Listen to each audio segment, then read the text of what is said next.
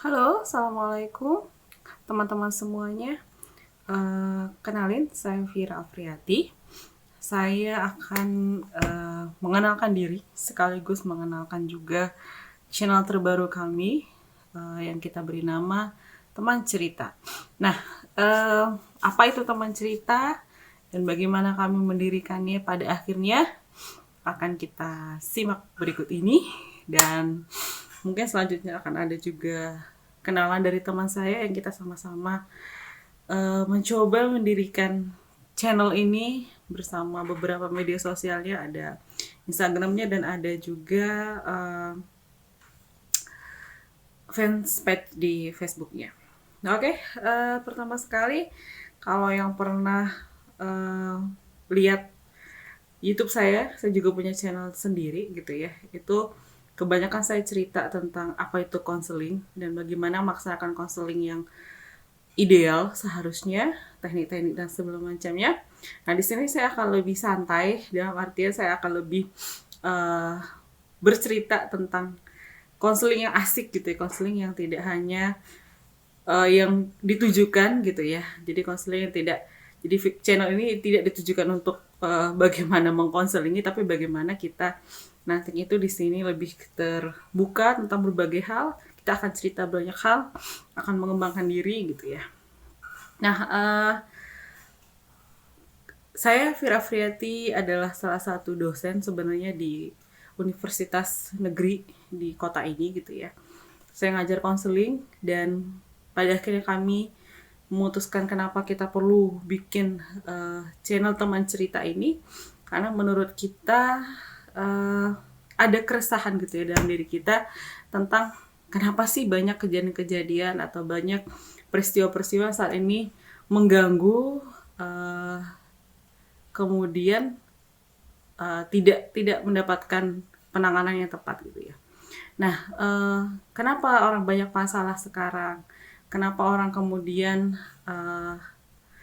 susah mencari orang-orang yang mau mendengarkan gitu ya. Jadi Teman Cerita akan berusaha bagaimana kita semua bisa saling mendengarkan, kita semua bisa saling mengeluarkan isi yang ada di dalam pikiran kita, dalam perasaan kita gitu, dituangkan dalam cerita-cerita kita gitu. Jadi di sini kami akan cerita tentang pengalaman-pengalaman kami sampai berada di titik ini, dan kami juga akan menunggu dan akan menyajikan cerita-cerita orang lain yang mungkin juga akan menginspirasi, akan memotivasi teman-teman. Jadi kita sebut di sini teman-teman ya, karena namanya memang Teman Cerita. Jadi di sini kita sebut semuanya teman-teman gitu ya. Nah, jadi bagaimana kemudian teman-teman bisa lebih terbuka sama dirinya sendiri dan sama orang lain gitu ya. Nah, sebenarnya di konten pertama ini kita sepakat bahwa kita akan mengenalin diri dulu secara pribadi gitu ya.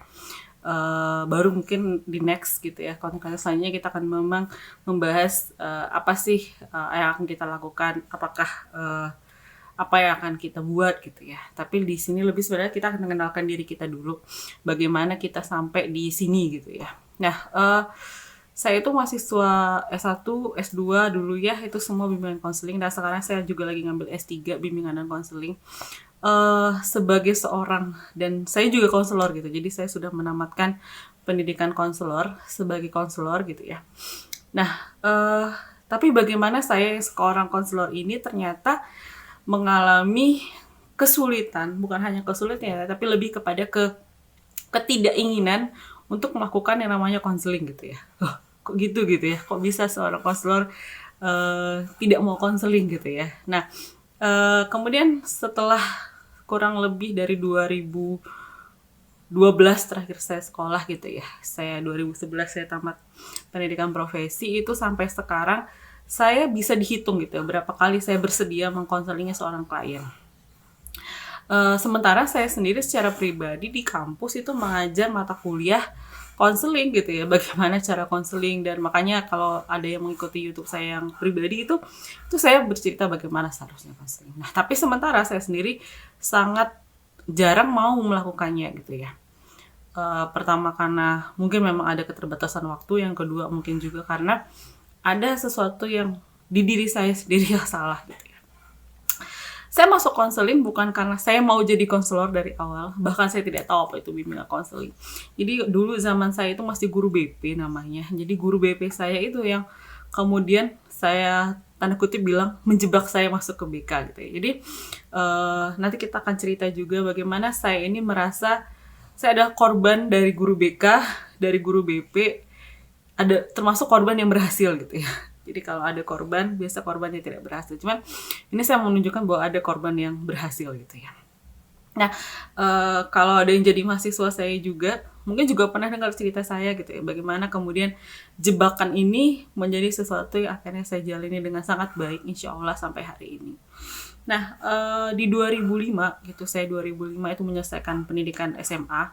Itu saya sekolah di salah satu SMA terbaik di kabupaten itu gitu ya. Jadi saya ini anak kabupaten gitu ya. Jadi saya bukan anak ibu kota gitu. Saya anak kabupaten yang kemudian ketika saya tamat, cita-citanya bukan konseling. Jadi saya pernah bercita-cita itu jadi ahli teknik kimia gitu ya.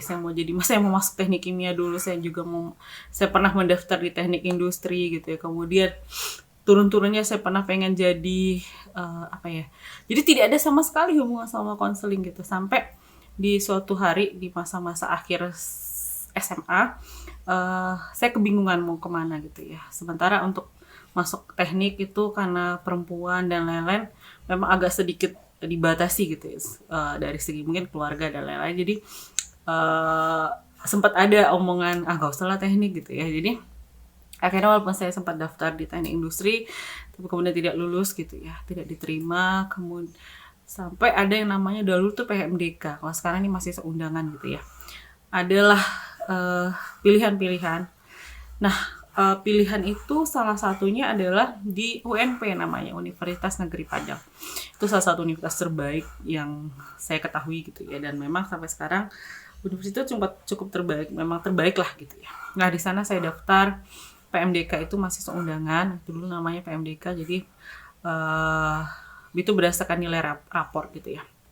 Nah, saya daftar, waktu itu nggak tahu kenapa gitu ya. Ini guru BK saya menyarankan, ya udah kamu ngambil BK itu yang pilihan pertama gitu ya.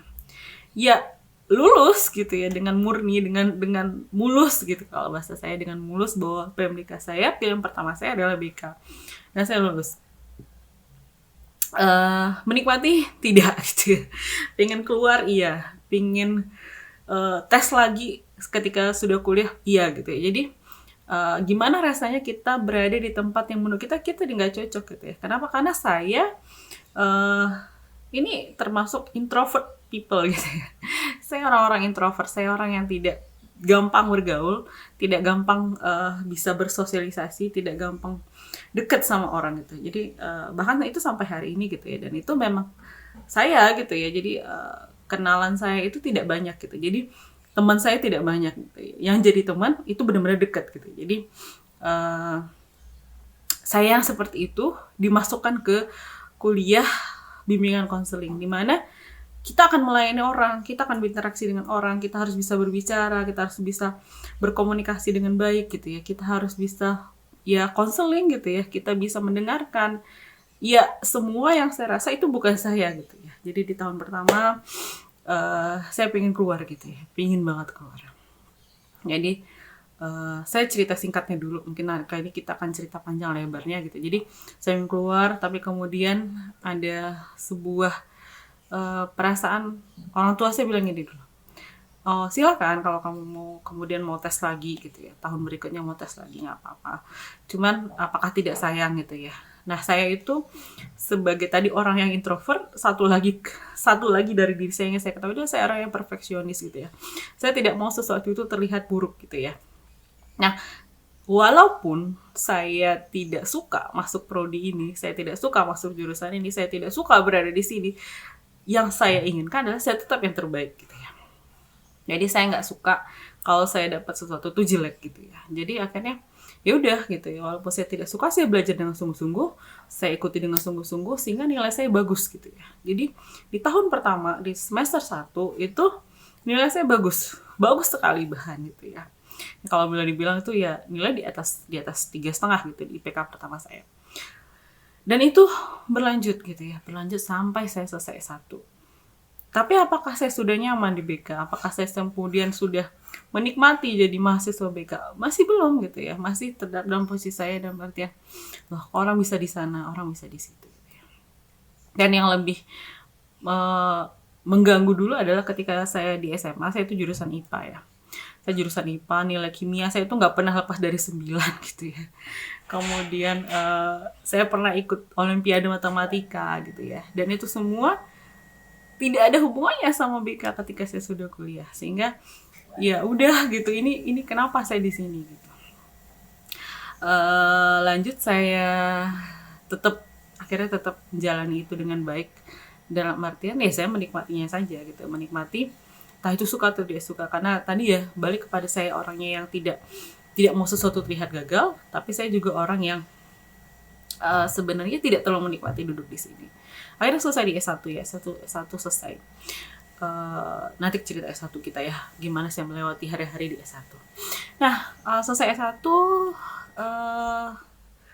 saya cum laude gitu ya, alhamdulillah saya cum laude. Kita ada berempat waktu itu yang cum laude. Nah, di zaman itu ada semacam reward buat yang cum laude itu diberikan gratis lah gitu. Gratis sih, diberikan ya gratis untuk melanjutkan pendidikan profesi. Jadi pendidikan profesi konselor itu waktu itu angkatan saya itu angkatan ke-10. Jadi kayak baru 10 tahun lah gitu ya. Dan memang mahasiswa cum laude dari universitas kami diberikan gratis karena memang waktu itu hanya ada di UNP itu pendidikan profesi itu. Kemudian saya masuk di sana kok langsung loncat ya. Jadi lebih ke ya akhirnya di 2009 saya tamat. Jadi saya tamatnya tepat waktu ya. 2005 saya masuk, 2009 saya keluar. 2009 itu terjadi gempa dahsyat di Sumatera Barat gitu ya. Itu tepat 10 hari sebelum saya wisuda. Sehingga begitu saya selesai wisuda itu ada penerimaan CPNS itu banyak sekali gitu ya. Bahkan nih kasarnya kalau dibilang gitu ya, nggak ikut tes pun kita bisa lulus lah. Karena ada satu kota bahkan yang terima 9 orang, yang daftar cuma 1 orang. Dulu tuh BK itu prodi yang sangat jarang gitu ya. Sangat jarang orang yang mau ngambil sehingga tamatannya sangat dicari gitu ya. Nah, saya punya teman-teman ya, itu semua pada ikut tes CPNS. Nah, saya tidak mau jadi guru BK karena saya punya pengalaman yang kurang mengenakan ketika jadi mahasiswa magang BK. Nah, apa pengalamannya nanti kita cerita juga gitu ya. Kemudian saya selesaikan karena dapat hadiah nih tadi, saya bilang sama orang tua, akhirnya orang tua ngizinin saya ngambil pendidikan profesi dan saya ngambil S2 BK gitu ya. Saya ngambil S2 BK karena saya tidak mau jadi guru BK. Mau jadi apa saya nggak tahu mau jadi apa gitu ya. Saya mau kuliah lagi aja daripada saya disuruh jadi guru BK gitu ya. Dengan alasan segala macam, ngebujuk orang tua, deh bolehin ngambil S2 BK. Alhamdulillah, lagi-lagi saya menyelesaikan tepat waktu. Saya selesai S2 di 2012 gitu ya. 2 tahun, jadi 2010, 10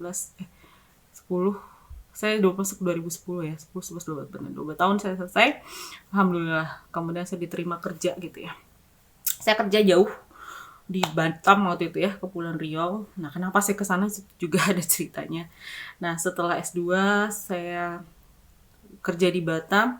2014 saya melamar PNS dapat di Bengkulu gitu ya. Jadi saya cukup putar-putar gitu ya, dari Padang ke Batam, kemudian ke Bengkulu. Dapat di Bengkulu, alhamdulillah PNS.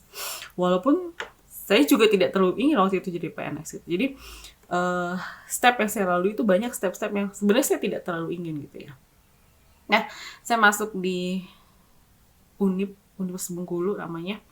Itu 2014 dan alhamdulillah di 2021 saya diizinkan kuliah S3 sama kampus. Alhamdulillah dapat beasiswa juga, namanya Beasiswa Pendidikan Indonesia dari LPDP juga ya.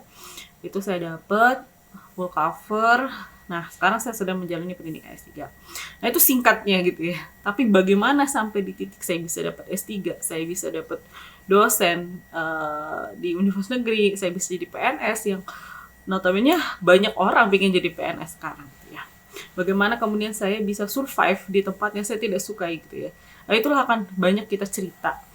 Kenapa saya pengen menceritakan itu lebih banyak lagi? Karena saya melihat fenomena bagaimana Banyak yang tidak bisa survive saat ini.